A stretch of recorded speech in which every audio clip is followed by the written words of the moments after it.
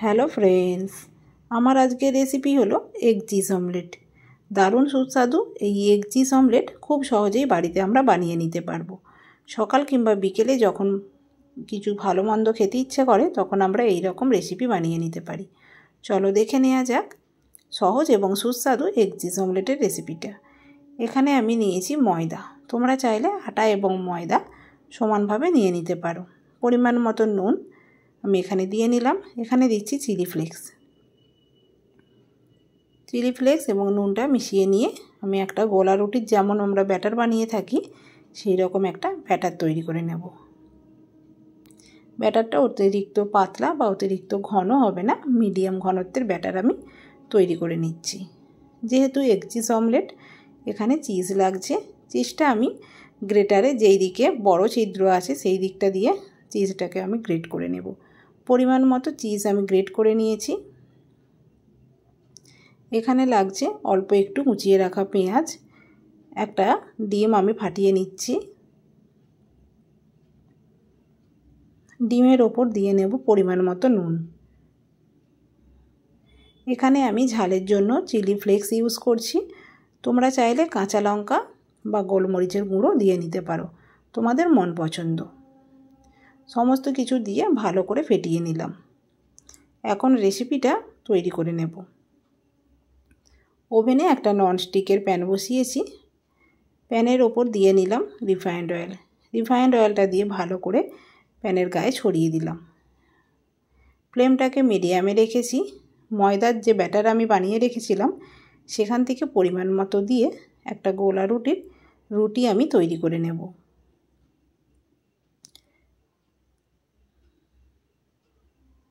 রুটির যখন ওপর দিকটা শুকনো ভাব চলে আসবে তখন অপর পিঠটা উল্টে দেব। এই রকম যখন ওপর দিকটা একটু টেনে আসবে তখন আমি রুটিটা উল্টে দিয়ে ভালো করে ভেজে তুলে নেব। রুটিটা আমাদের রেডি হয়ে গেছে, রুটিটা তুলে নিলাম।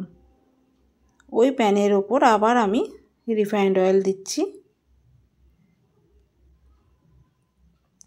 গ্যাসের ফ্লেমটা এখন আমি রেখেছি মিডিয়াম টু হাই। ফেটিয়ে রাখা ডিমটা দিয়ে দিলাম।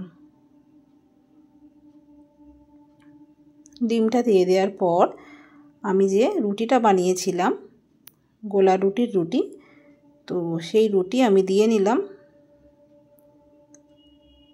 দিয়ে অপর পিঠটা উল্টে দিয়েছি।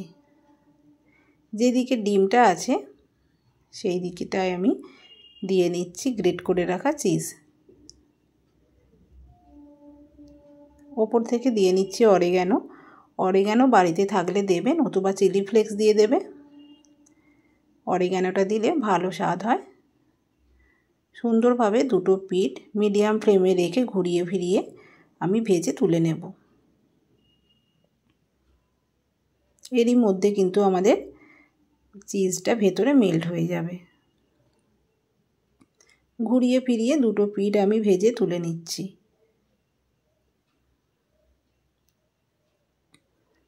তৈরি হয়ে গেল খুব সহজে। আটা না মাখার ঝামেলা করেই আটা গুলে নিয়ে আমরা এই রকম এগ চিজ অমলেট বানিয়ে নিতে পারি। বন্ধুরা, কেমন লাগলো আজকের এই সুস্বাদু রেসিপি তোমরা কমেন্ট করে জানিও। দেখো বন্ধুরা, কত সুন্দরভাবে চিজটা ভেতরে মেল্ট হয়ে গেছে।